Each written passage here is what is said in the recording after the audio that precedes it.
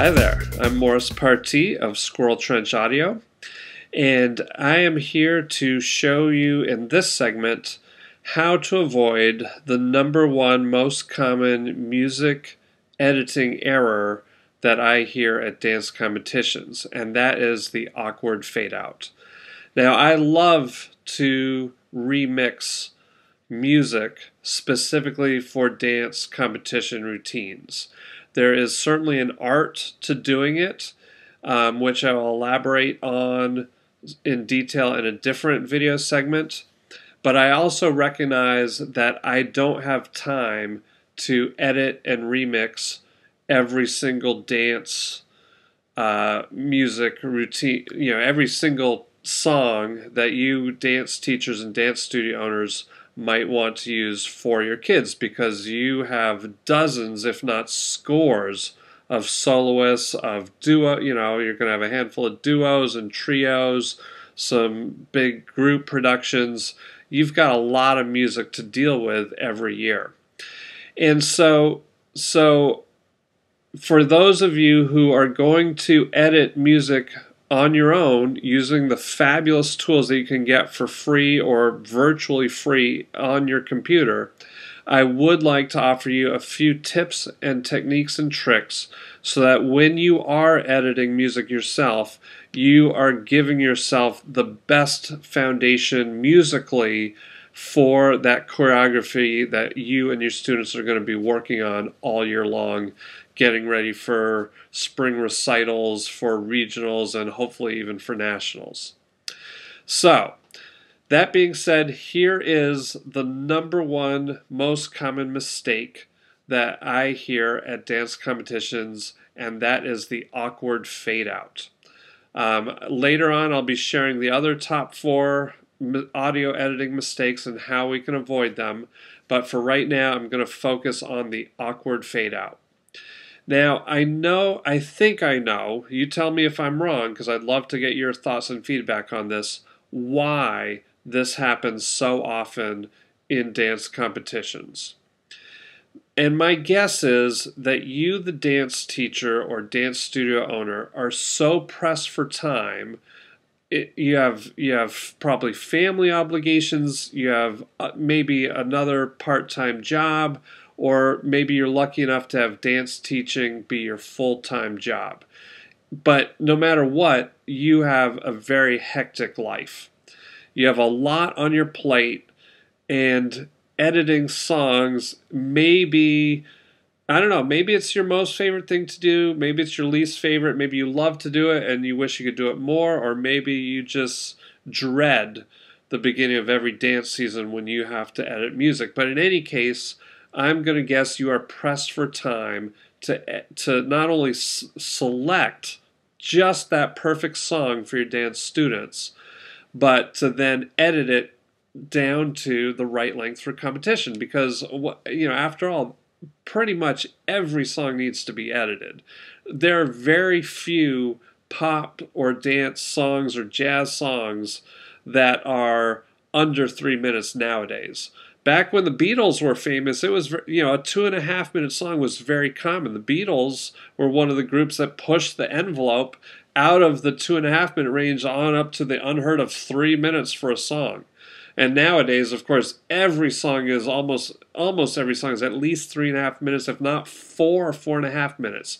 And you've got to get it down to either 2 minutes, maybe a little over. 2.5 minutes is usually the target range I'm using when I'm putting together a piece. Maybe a more involved piece, you want to go push it to 2:45, or maybe right on up to that 3-minute mark. Maybe for a younger student, you want it to be more like a 2, just over 2, maybe 2:05, 2:10, something like that. But anyway, when you are faced with the daunting task of not only selecting just that perfect song, a great song that the audience is going to love, that your students are going to love, that most importantly you are going to love, because you are going to hear it maybe 300 or 500 or maybe 3,000 or 5,000 times before in the course of teaching it to your student, of perfecting those moves before it even reaches regionals or recitals or nationals. So it's got to be something that you love, because if it's a song you don't love, you are going to go bonkers by the time February rolls around, never mind March or April. So, anyway, to try and get back on track to solving the immediate problem at hand, since you are pressed for time, you probably pick out a song and you say, okay, that's exactly the right song I want for this soloist or this group. And the song is just over 4 minutes long, and you need something that's 2 minutes and 45 seconds. Well, what is the easiest possible thing that you could do that doesn't involve matching up phrases, of finding exactly the right edit point in the two pieces of music you're trying to match up? What is the most common thing you can do? Fade it out. After all, if it's good enough for thousands of hits that we've done, thousands of records have been produced, thousands of hit songs have a fade out at the ending, why shouldn't we fade it out? Well, let me explain why I think it's actually, unless it's very intentionally done, if you are actually going to have the dancers move off the stage at the end and kind of drift off at the end of your piece, then maybe a fade out is the right thing. But I would wager for at least 75% of your pieces, if not 85 or 90% of your pieces, you do not want to fade it out. And there's a very easy solution. If your song that you are working with has a solid ending, an ending where the band, the music reaches a natural crescendo, there is usually no reason why you can't rework your piece to use that ending. And let me explain why that is so important, and what the awkward fade out, why I feel it's a real disservice to everyone involved in the dance production, and here's why. When you have a 4.5 minute song, say, and you fade it out at the length that is appropriate for the dance routine, say that happens at 2 minutes and 45 seconds, and you fade it out there and the song is completely gone over the course of a nice smooth 5-second fade out. What usually ends up happening is that where you've faded it out, where 2 minutes and 45 seconds occur in the song, is not where you would normally, from a musical point of view, want to fade the song out. So in order to understand why that is, let's examine why fade outs were popularized to begin with. Now, back in the early days of recording, musicians, it's very, very hard to lightly play your instrument, whether it's guitar or drums or bass or singing or whatnot, to gradually lower the volume naturally until it disappears.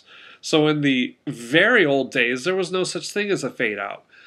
Well, so in the course of the recorded music, somebody had the brilliant idea of, maybe they couldn't figure out a really good ending for a particular song, but they loved the chorus.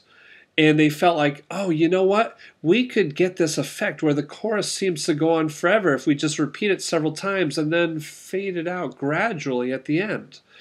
And that is a wonderful effect. But it's very unnatural in, at least 8 out of 10 times in dance. Because if you fade a song out at 2 minutes and 45 seconds, it's usually right in the middle of who knows what. It really could be in the middle of anything. It could be in the middle of a verse. And I can't tell you the last time, I don't know if I've ever heard a commercially produced song that fades out on a verse.